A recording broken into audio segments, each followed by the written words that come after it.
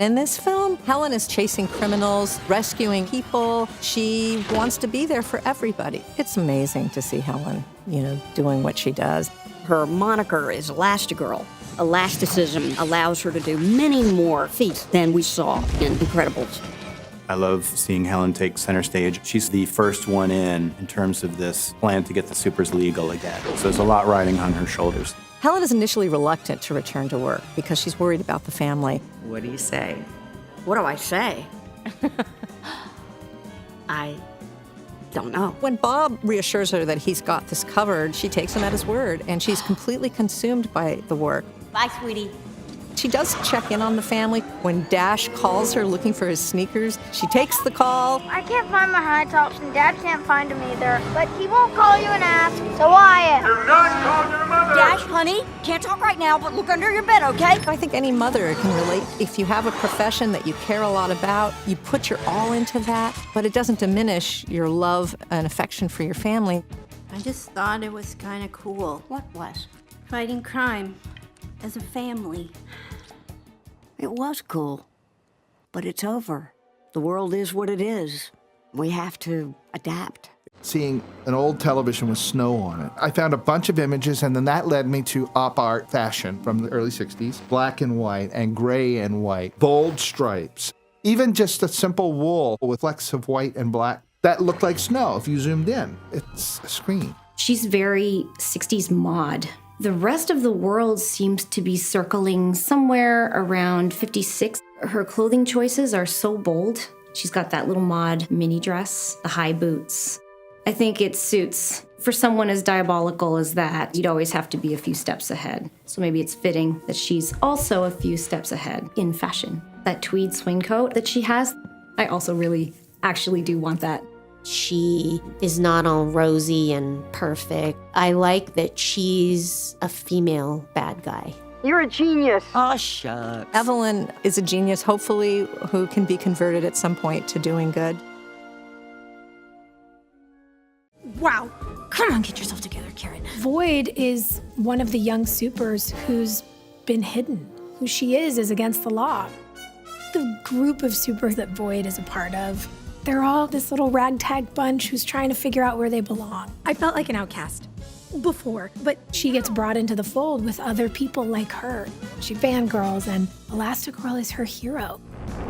We're too late! Get me up to the jet! She has a really powerful power, and to see her get the chance to use that power in service of Elastigirl is really exciting. We did thousands of drawings. This board is just faces that have worked in the past that they aren't cast. Show them an art review, and one would get picked out of the hundreds of drawings we did. So when we needed Void, I was going through all those characters we'd already drawn that had strong shapes. She's athletic and angular because she's doing this thing where she has to think fast and be active. She is actually able to open voids in space. Let's say you were holding a coffee cup. I would be able to create a little series of voids that the coffee cup can fit through, and it would come through space and land in my hand. I mean, it's kind of amazing. Bigger than ever, perfectly positioned to make some wrong things right. Hence, this meeting. He may come across as a bad guy when you first meet him. He gets carried away with his own ideas, which is kind of a likable flaw. Because we like people who are excited about something and have a plan. He wants the supers to come out of hiding. A potential threat, perfect! And to reclaim their place in society. It's a worthy goal. We didn't know for a while if he was going to be good or bad. We knew he would be somewhere in between, though. And so lots of effort went into finding him. We're working with Story to figure out how obviously villainous should we design him. Sketching, and we had filled 5 blackboards full of designs. And at one point, something was just not right. He had the nose, and the forehead kind of came up and over. It was very nice. It wasn't quite there. Then I thought to myself, this guy is a shark. He is a business shark. So if his nose was the most prominent thing, I suggested that we just kick back the forehead, swoop right into the hair, into the shark fin. That nose for business, that smelling blood in the water. We knew he needed to have some intensity, and we found that in his brows. They were down pointed, and he has some pointed features. And he also had to have part of his character that you could trust. His eyes actually oppose his brows. They're kinder looking, where his brows are more intense. So he's got these opposing things. I look at him and say he's sincere. Whether what he's doing is right or wrong, he believes in it. The bike stuff was super exciting to work on. There was a lot of research done on different types of ways that motorcycles are ridden and like the difference between dirt bikes and road bikes and how this bike is going to react depending on the situation and when the bike comes apart. And yeah, we had endless amounts of reference and inspiration for how to put this all together. And this was kind of a dream sequence for animators, I have to imagine. I mean... Yeah, I remember I asked to be on it, and I'm like, I don't ride a motorcycle. I don't know what I'm doing, but I need to be on this sequence. And then when I got my shots, I was like, yes. I love her hair so much in this sequence. I think the simulation team and Beth's team did such a wonderful job making sure her hair looked on model, but still natural and dynamic. It's this great balance, and she just looks so rock and roll the whole time. Well, it really sells the speed. You really believe that they're moving when you see the hair whipping like that. Comic books were an unlimited possibility for me. They leapt into the future. I mean, this is the 50s, and all of a sudden there were people in tights and boots and capes, and they had green hair, blue hair. Comic books predicted the future to be, and all of a sudden, here it is. It's there. I leave home, those people are passing by me every day. They're right there with their tights and capes and boots and orange hair and tattoos and rings in their noses. Comic books seemed to be a world of limitless possibility, and I lived in a world that was limited. Also, we didn't have a TV for a long time. We had a radio. So I sat on the porch with my grandfather at night, and we'd listen to radio dramas. The sheriff arrived in the mean little town with a list of names. And I learned to tell stories. My grandfather was a storyteller. He would tell me scary stories. And then he would make me make up a story to tell him. And because we listened to the radio, I learned how to nuance my voice to be scary, to be excited, to be loud, to be the mean guy, to be the good guy. I grew up in a neighborhood that had a lot of kids in it. When we played cowboys or we played war, or we played cops and robbers, we had sound effects. We even had punches. We had our own little adventure music playing in our heads when you're on your bike riding. So I'm still that kind of kid, even when I'm in a booth. Hey, no lifeguard on duty. Swim at your own risk. In the world of The Incredibles, we have this rule, and that is that you never do something fantastic very long without doing something mundane. They do live a normal life. So in the house, the mundane part of it is Bob being at home with the kids and do things like feed them breakfast and put them to bed and do homework, but he's doing so in this evil villain lair type mansion. The house is this new life that they're being promised that's initially kind of dazzling, but also causes a lot of problems. And I thought, that's a really great thing that they're uncomfortable in this place. There's things like this big rock intruding into the room. There's water going through the house. Furniture that you can manipulate with a remote control. When Dash gets a hold of the controls and the floor just keeps opening and closing in different places to create these indoor pools, it's a nightmare if it was in real life and you had kids. For story, that's perfect. No! Finding an opening to any movie is always a challenge because you're kind of setting the table for the movie and story to come. We had to remind the audience that Syndrome's jet from the first film destroyed their house. This was interesting because it said what happened directly after that moment. And I imagine that they would have to strategize on what they're going to do. They don't have a house anymore. They don't have a phone. This isn't a universe where cell phones exist. And they would have to somehow get to a phone and call Dicker to come pick them up again. And I think it's funny. It's kind of scruffy and flabby because it's a version that we didn't stay with very long. It is kind of fun and it is interesting in showing how we explore these ideas. That was totally wicked! I hate to cut short a tender moment, but unless you want to explain this to a crowd... Come on.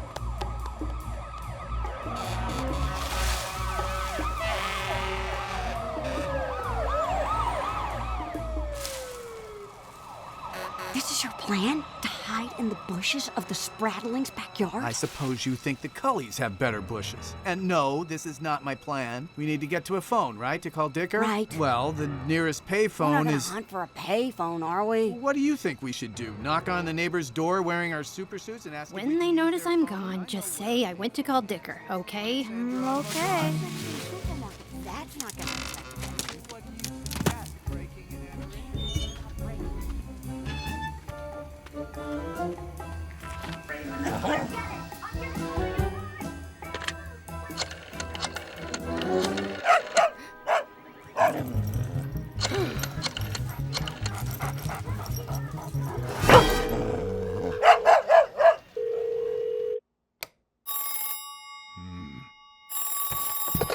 Dicker. Mr. Dicker, that's me, Violet. Violet Parr. You know, you just drove us to our house. My parents are superheroes. Sure, kid. Yes, the extraction point. Down. Don't know where that is. Okay, yes, the store. Yeah, 15 minutes. Bye, Mr. Dicker. This was an earlier scene, and the idea of it was that it would be interesting to see Edna's usual job. E's first love is to do fashions for superheroes, superwear, and it itches both her design side and her tech side. But the supers are illegal in the world of The Incredibles, and she doesn't get to work with superheroes very much. Most of her work consists of regular fashion for regular models, and this is how she goes about it. Explain your sudden interest in fashion and babysitting, Robert. I'm sorry to do this to you, E. I know you're busy, but I didn't know where else to go. Helen's out of town. Domestic problems, Robert? Of a superhero nature. Ah, you have my attention now. I hate this. Destroy it. Jack has powers. Yes. Not just one, many, and they're all over the place. He's bursting into flames. He's shooting lasers out of his eyes. He's floating between dimensions. Fascinating. He is a polymorph. Handle it. I endorse your decision. E, I'm operating on no sleep. I'm telling you, this baby is freaking me out. Yes. I don't know where he's gonna be. I don't know what he's gonna be. Robert? Anything can happen, and I've got to respond. Robert! What? The baby is gone.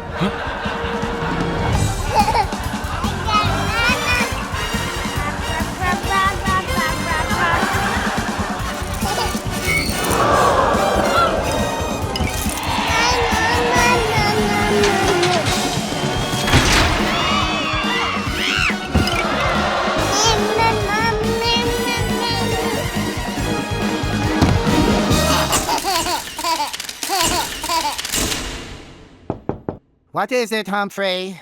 They're going crazy. They want you to take a bow. And they want the glitter baby. No glitter baby. First the team will bow, then the junior designers, then I will come. No glitter baby.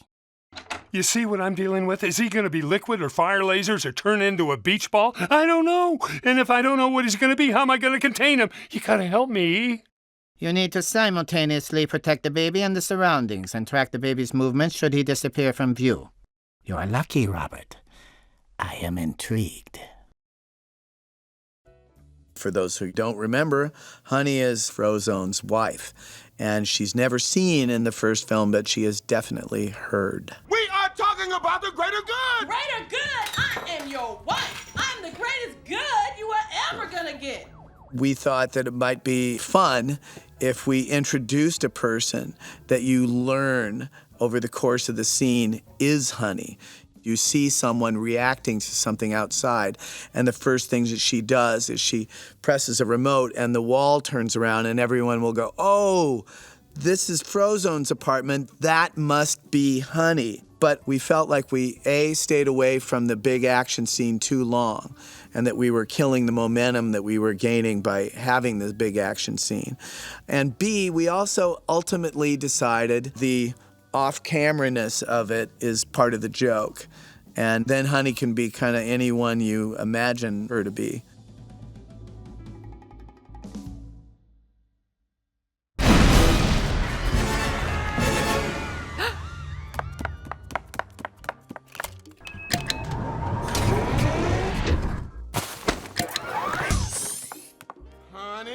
What? Where's my super suit? I had to. I'm washing it. Don't lie to me! I And you better not be trying to hide it on me. It was filthy.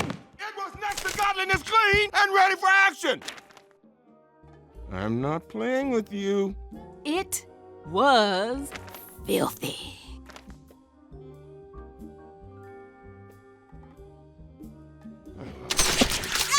How dare you? How dare you wash your own wife? Lucius, don't you think you can get away from me? Lucius! Yeah! Probably my favorite of the deleted scenes is Bob and Helen going over to visit Kari, the babysitter's parents. Hi, Nancy. Oh, Helen, Bob. I hope we're not interrupting dinner. To have them be a little bit mad at the Parrs because Kari's not been the same since that particular babysitting gig. It's funny to imagine how any good parent would react to a particularly stressful babysitting gig like Kari had, and the fact that she's not been the same since coming back from it. I thought that was an intriguing way at one point to open the film. Ultimately, it didn't really serve the story that we were trying to tell, and it had limitations to it. Actually, we'd like to talk to Kari about We thought it might be best if we just dropped by. You were supposed to be back late in the evening. You left her in charge of your baby overnight and into the next day. Well, I'm sorry about that. That was not planned. The kids kind of surprised me. That took us by surprise as well. A baby's a lot of responsibility for a teenager, and I think Kari got a bit overwhelmed. She was hysterical. She calmed down. She's been twitchy ever since. Hello, Mr. and Mrs. Parr. Kari, just the girl I wanted to see. We were talking about when you were babysitting for us. Did you notice anything odd about Jack? Not that I remember. It's a blank. But all those phone messages you left us. Phone messages? You don't remember. No. Uh-oh. Was that... no? What? Jack?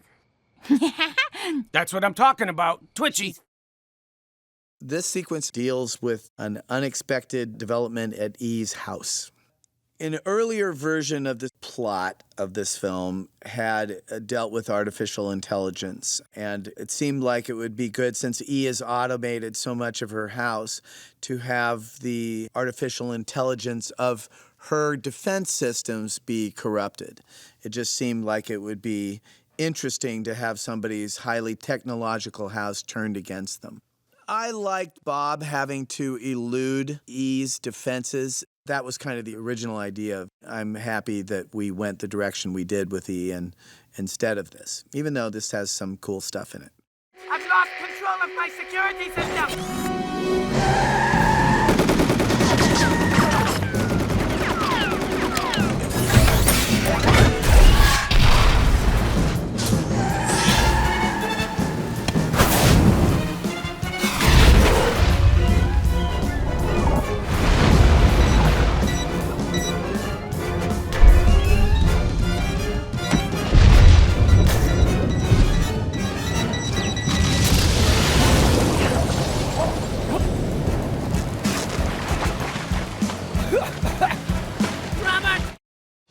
The cat who's always chill when survival odds are close to near. Frozen. I'll be there ASAP.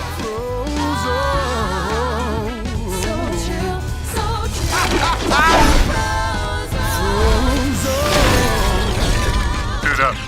It might get weird. It's all right with me. I'm good. Leave the saving the world to the men? I don't think so. Here comes Elastigirl, stretching her arms, Elastigirl. No one's beyond her reach.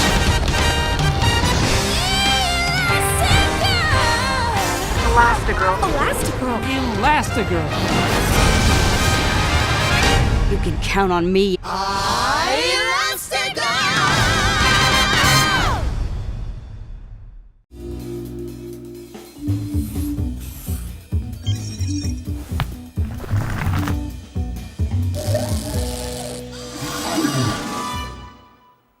Okay, come out and show me.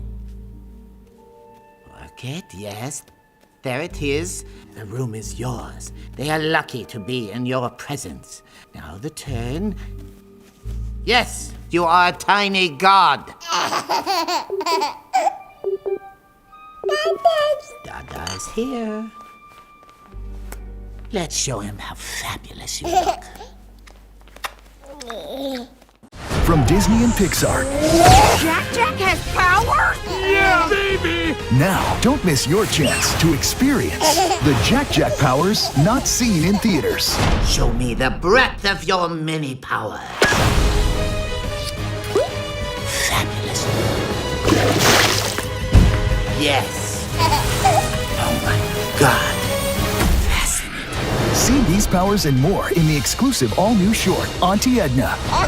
Only when you buy Incredibles 2 on digital and Blu-ray today. I love superheroes!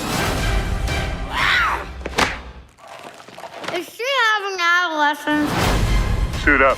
It might get weird. I'll be there ASAP. Disney Pixar's Incredibles 2 Yeah, baby! finally comes to digital and Blu-ray.